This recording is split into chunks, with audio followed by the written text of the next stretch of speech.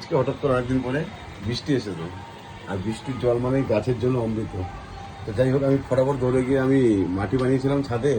আমি ছাদে যে একটা মিনি বাগান বানাচ্ছি তার জন্য ফটাফট মাটিগুলো ঢেকে দিয়ে আসলাম।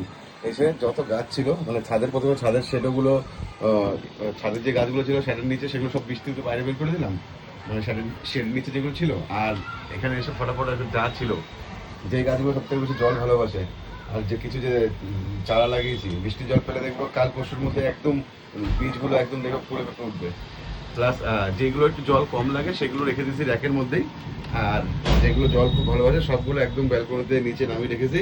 প্লাস আমার মিনি পুকুরটাও দেখো, মিনি পুকুরে একটু জল পড়বে, মিনি পুকুরে যত গাছপালাগুলো আছে দেখবো এগুলো একদম সতেজ হয়ে যাবে, মাছগুলো একদম আনন্দে খেলা শুরু করবে।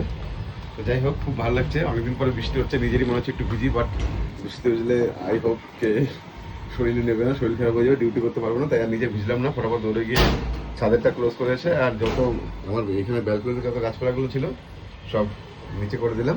এবার বৃষ্টির জল পাক, আনন্দে ওরা স্নান করুক। চলো, থ্যাংক ইউ।